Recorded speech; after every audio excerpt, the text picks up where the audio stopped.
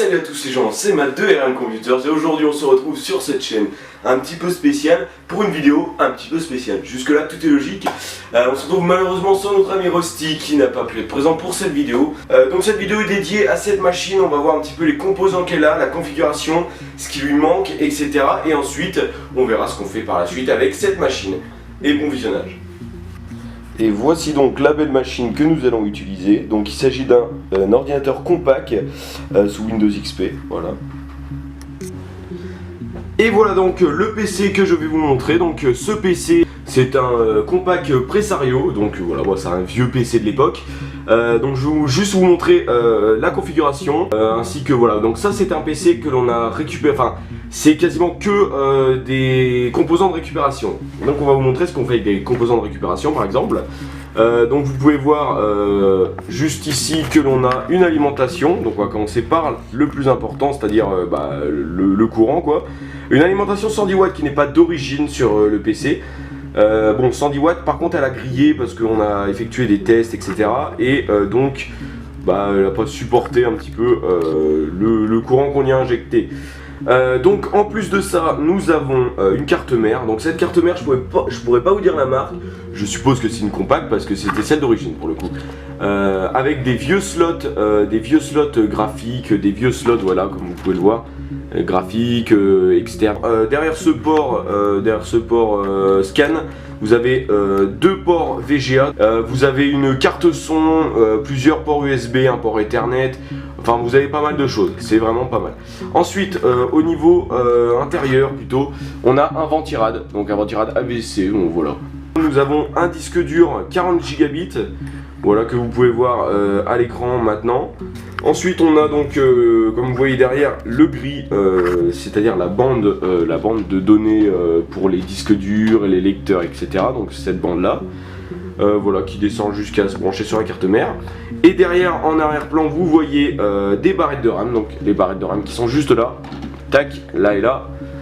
Ces barrettes de RAM, c'est tout bête, hein, c'est du 512 mégabits. Donc c'est assez peu pour voilà, mais pour l'époque, ça tournait assez. Si tu veux aller sur Google, si tu veux machin, bon, tu peux.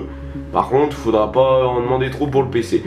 Voilà, donc vous voyez qu'il y a beaucoup de micro-pros dans la carte mère qui permettent notamment pour le graphics parce qu'on a du graphics, pour l'audio parce qu'on a de la carte audio intégrée etc. Ce pourquoi il n'y a pas de carte graphique dans le PC. Voilà, donc on a des composants comme ceci. Donc on a également un lecteur de carte que vous voyez à l'écran, voilà, et un lecteur CD que vous ne voyez pas mais qui est à cet emplacement. Voilà, il est juste là, vous voyez une petite vis noire ici.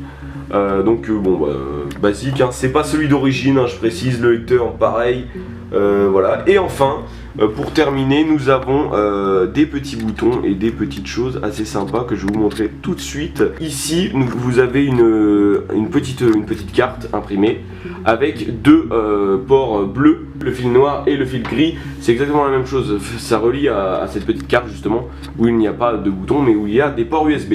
Ensuite, vous voyez également un petit fil, enfin quelques petits fils avec des LED dessus.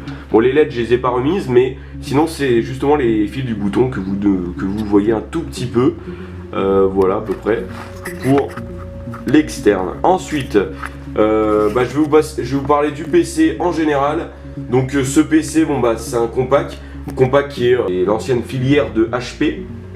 On a plusieurs choses assez sympathiques dans cette carte mère. Le seul bémol, un petit peu je dirais, de cette carte mère, c'est que nous n'avons pas de slot pour les disques durs. Du coup au final, on a que possibilité de rajouter des disques durs avec la bande de data de derrière.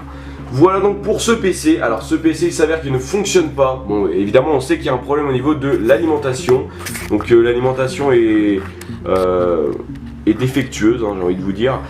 Mais ça c'est pas un problème, on va retrouver une alimentation. L'idéal ce serait du 450 par là, 450 watts.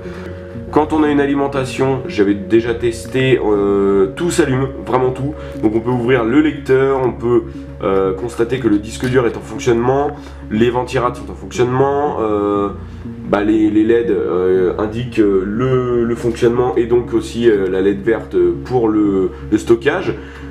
Seulement le PC ne s'allume pas. Alors peut-être que ça venait de mon écran ou de mon câble VGA, c'est possible, hein. Mais je ne pense pas puisque j'avais déjà effectué quelques tests. Mais bon, on verra par la suite des tests de ce PC. Voilà un petit peu pour ce PC. J'espère que la configuration vous aura plu. Un petit peu vous montrer comment étaient les PC de l'époque, les PC qu'on récupère et ce qu'on fait avec les PC. Puisque oui, avec les PC qu'on récupère, on fait d'autres PC.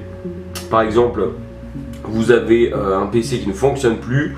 Il y a quelques composants à récupérer, on les récupère et on les assemble dans un autre PC. C'est ça qui est important.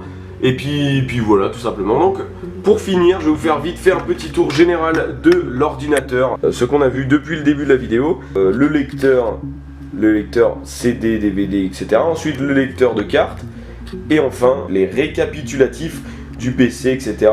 Le bouton, l'USB et ensuite une petite aération. Et bien voilà, j'espère que cette vidéo vous aura plu. Si c'est le cas, n'hésitez pas à lâcher un petit like, ça nous ferait super plaisir.